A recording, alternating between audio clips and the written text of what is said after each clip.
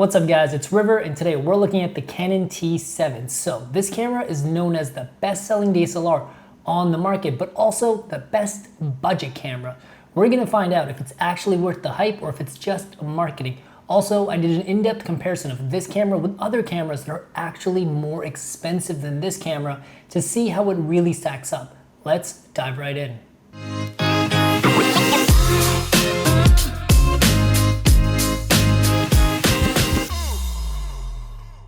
And if you're new to the channel, make sure to subscribe. We review camera gear here all the way from entry level to high level professional gear, plus filmmaking techniques from yours truly to take your filmmaking to the next level. So make sure to subscribe for all the fun content we have coming this summer.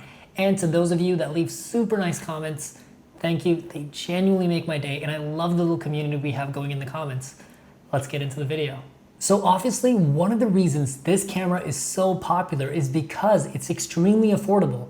But how much were they really able to pack into such an affordable package, and how does it stack up to other cameras on the market that cost the same or a little bit more? So right off the bat, this camera has a 24 megapixel Canon APS-C size sensor, which is actually the exact same sensor as the Canon 80D, which is a $1,300 camera.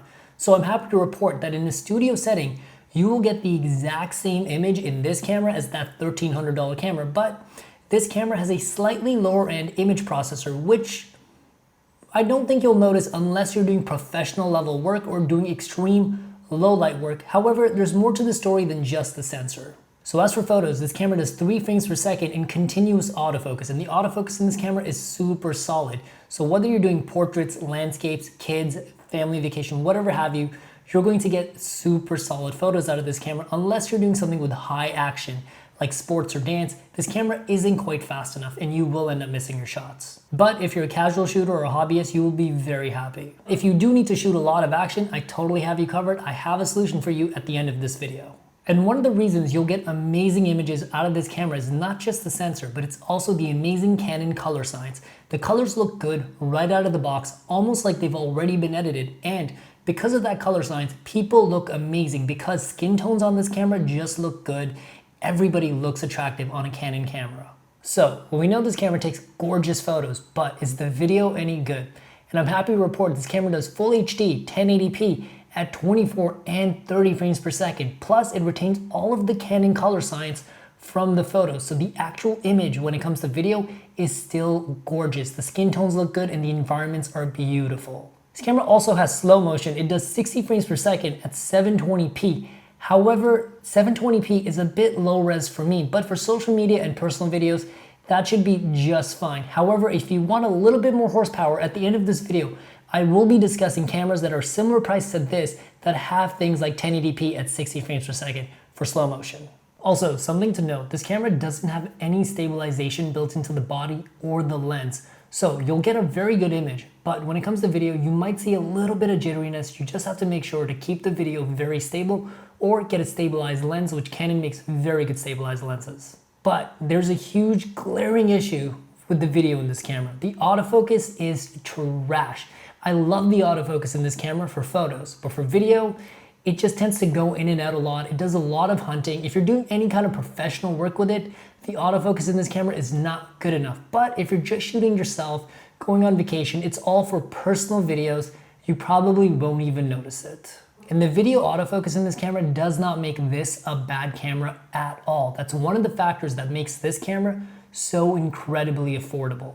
Also, quick side note guys, this camera does not have a built-in microphone input. So whatever audio you get will actually be the camera's internal audio, and you will not, unfortunately, be able to plug in your own mic. And next, let's talk about the body and design of this camera and all the nifty features it offers. In terms of the body, it's a small, lightweight, and compact camera. Canon makes a very quality hardware, so if you take care of this camera, it will last you forever.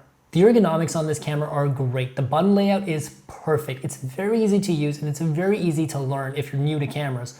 Also, it fits perfectly in my hand, but it still has a nice deep grip despite being a smaller camera. Design-wise, this camera has everything I could possibly want in an entry-level DSLR, including an onboard flash, which is really helpful for low light situations. The only thing that this camera lacks that I really wish it had is a flip screen that comes out to the side. That way I could see myself and it would be easier to shoot low angle and high angle photos and videos. But personally, at this very affordable price point, I'm really not that upset about it. And one thing that I was really happy to see on a camera like this is actually NFC and Wi-Fi. You can actually connect this camera straight to your phone, take your photos straight from the camera to your phone, edit them on your phone, Instagram, what have you, and share them on social media or share them with family and friends. That's a really nifty feature to have on a camera like this. And lastly, that brings us to the most exciting part of this video, a camera comparison to see how this camera really stacks up to its competition, and is this camera worth the hype? Who should buy this camera, and should you buy this camera?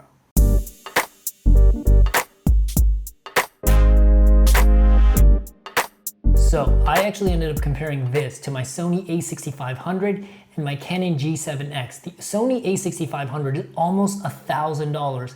My Canon G7X Mark II is actually $850, while this camera in the US sells for $399. These cameras are almost double the price of that camera, and I was very pleasantly surprised by the results.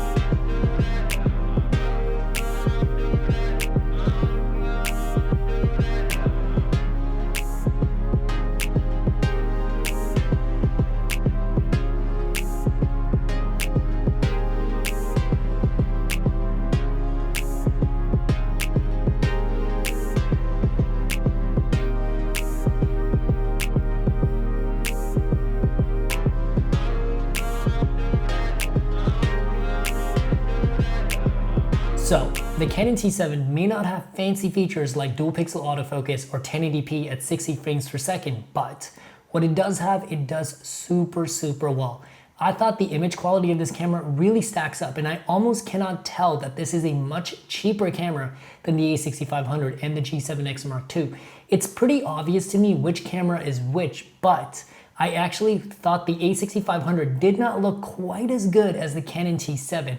I really like the color science that comes out of the Canon camera, and I'm happy to report that at this affordable price, you still get that gorgeous Canon image just without all the bells and whistles. And if you're someone that's just using this as a hobby, or it's just your personal camera, you probably don't need all those bells and whistles or those professional features. But if you're gonna be using this for professional work, here are a few cameras that I'd recommend over the Canon T7 to make up for the features that this camera lacks without going that much over the cost of this Canon T7. So the two cameras that I'd recommend over the Canon T7 if you're doing professional work and you need all those bells and whistles are two other Canon cameras, the Canon SL3 and the Canon T7i. Both of these cameras are only about $200 to $250 more, and they have features like 4K video, 1080p at 60 frames per second for slow motion video, and they also have Canon's dual pixel autofocus, which is phenomenal autofocus specifically for video. It is almost like set it and forget it, and is a very accurate autofocusing system. The only difference between the Canon SL3 and the T7i are that the Canon SL3 is mainly for someone that's going to be doing video. It does have a flip out screen, and the Canon T7i is almost the same as the Canon SL3, but the T7i has a few more autofocus points when it comes to photos. If you want to go all the way, I highly recommend the Canon T7i, but if you just want to do a little bit of video, the Canon SL3 is kind of like this camera with a flip out screen, but better video autofocus. Well guys, that's pretty much it for the Canon T7 review. I hope this answered all of your questions and brought you a lot of value. If it did, make sure to smash that like button because it keeps me making more content and lets me know what kind of content you guys like. Also, if you guys want to pick up this camera, there's a link down below in the description, so make sure to check that out. And if you guys have any questions about this camera whatsoever, hit me up in the comments and I'll make sure to get back to every single one of you. Also, I always make sure to get back to my subscribers. So if you leave a comment, have a question, make sure to let me know that you're subscribed to this channel. And if you guys haven't subscribed yet, We do tons of fun camera reviews, tons of fun filmmaking content. So if you guys are interested in that kind of content, make sure to subscribe, and I'll see you guys in the next video. Later.